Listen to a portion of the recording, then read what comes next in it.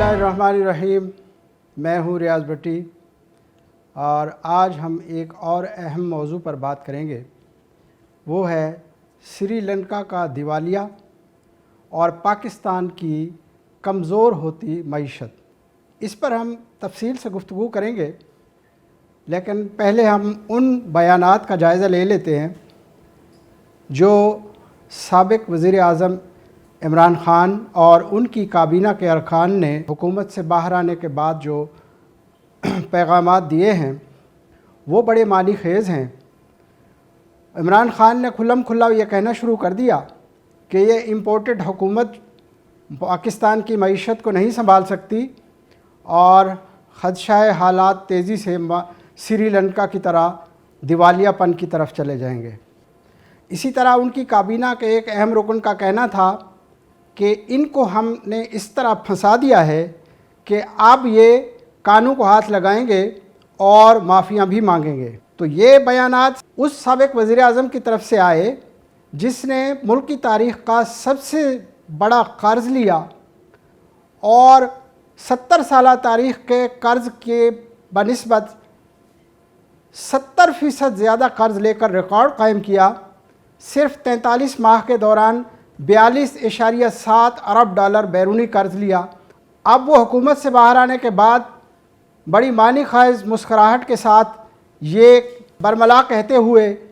हिचकिचाए भी नहीं कि पाकिस्तान जो है वो श्रीलंका बनने जा रहा है और पाकिस्तान दिवालिया होने वाला है। आपके सामने कुछ हक़ाइक़ रखूँगा, कुछ मुआशी आदाद व शुमार की रोशनी में आप देखिएगा कि पाकिस्तान और श्रीलंका में क्या फ़र्क है और पाकिस्तान के बदख़्वाह, पाकिस्तान की तरक्की ना चाहने वाले क्यों ये बार बार कह रहे हैं कि पाकिस्तान श्रीलंका बनने जा रहा है और पाकिस्तान का दिवालिया होने जा रहा है। थोड़ा सा पस मंज़र जानने के बाद आपको समझ आ जाएगी कि पाकिस्तान और श्रीलंका में क्या फ़र्क है।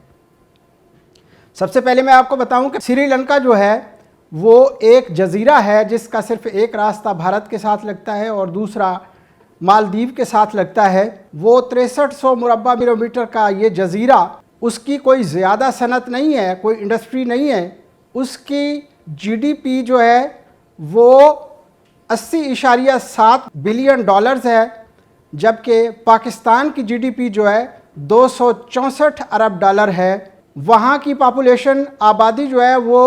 2 करोड़ 20 लाख है और पाकिस्तान की आबादी 23 करोड़ के करीब है। इसी तरह पाकिस्तान में दुनिया का बेहतरीन नहरी निज़ाम मौजूद है। आबपाशी के इस आला निज़ाम के ज़रिए इस सरज़मीन की ज़रख़ेज़ ज़मीनें सैराब होती हैं जो सोने जैसी फसलें उगाती हैं और इसके ज़मीन के अंदर सोने की कानें मौजूद हैं और सोने के ख़जाने मौजूद हैं और जवाहरात के ख़जाने मौजूद हैं। श्रीलंका और पाकिस्तान कदर मुश्तरक ये है कि श्रीलंका ने अपनी आमदनी से ज़ायद खर्च करना शुरू कर दिया। अपनी बरामदात यानी जो उनकी चाय है और उनकी जो दीगर मसनूआत हैं उसकी बजाय उन्होंने अपनी इंपोर्ट्स को, जो पेट्रोलियम, गैस और ग़िज़ाई अजनास पर मबनी हैं, उसकी इंपोर्ट पर लाखों डॉलर उड़ाने शुरू कर दिए और उनकी एक्सपोर्ट के मुकाबले में इंपोर्ट इतनी ज़्यादा हो गई कि उनका हर बजट जो है वो खसारे का होने लगा और उनको हर बजट को मुतवाज़न करने के लिए, अपने बजट खसारे को पूरा करने के लिए बैरून मुल्क से कर्ज़े लेने पड़े और श्रीलंका दिवालिया होने से कबल तक 51 अरब डॉलर का मकरूज़ था। उसकी पस मंज़र में देखा जाए तो 2019 में चर्चों पर धमाके हुए और 250 से ज़ायद सयाह जो है वो मारे गए और चूँकि श्रीलंका का 45% जीडीपी जो है वो सयाहत की सनत से आता है, तो उन धमाकों के नतीजे में एक खौफ फैला और सयाहत की सनत जो है वो धचके से दो चार हुई। श्रीलंका को इसकी मद में आमदनी का एक बड़ा खसारा हुआ। अभी श्रीलंका उस खसारे से निकला ही नहीं था कि 2020 में कोरोना की आलमी वबा ने अपनी लपेट में लिया और उसके नतीजे में सफरी पाबंदियां लग गईं और आलमी सयाह जो है वो वहाँ आने से कासिर रहे और उससे श्रीलंका को दूसरा मुआशी बड़ा धचका लगा और उसके नतीजे में श्रीलंका की आमदनी बिल्कुल महदूद होकर रह गई और उनके अखराजात जो है वो उसी तरह बरकरार थे। इसके अलावा उस वक्त के اقتدار سنبھالنے والے مہندہ راجہ پکسے نے لوگوں کو ریلیف دینے کے لیے ٹیکسز میں چھوٹ دی، سبسڈیز دی اور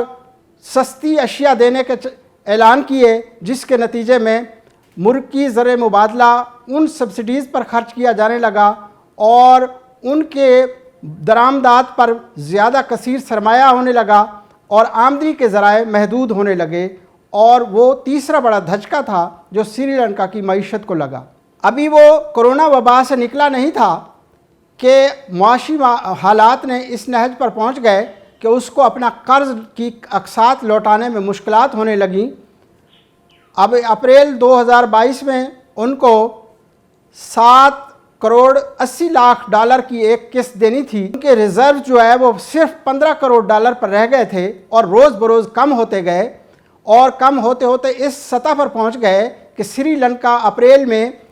7 کروڑ 80 لاکھ ڈالر کی قسط ادا کرنے سے قاصر رہا اور اپنے آپ کو دیوالیہ قرار دے دیا، جس کے باعث ملک میں ہنگامے پھوٹ پڑے اور چیزوں کی عدم دستیابی کے باعث ملک میں انارکی پھیل گئی۔ نہ پیٹرولیم دستیاب تھی، نہ ضروری اشیاء موجود تھیں، چونکہ زر مبادلہ کے ذخائر ختم ہو گئے تھے تو بیشتر چیزیں امپورٹ کی جاتی تھیں، تو وہ امپورٹ نہ ہونے سے لوگوں میں بے چینی پھیلی، مظاہرے ہوئے اور ہنگامے ہوئے، املاک کو نقصان پہنچایا گیا، وزراء پر تشدد کیا گیا اور ملک میں حالات اس نہج پر پہنچ گئے کہ ان کو ایمرجنسی نافذ کرنی پڑی۔ اب آتے ہیں پاکستان کی طرف۔ پاکستان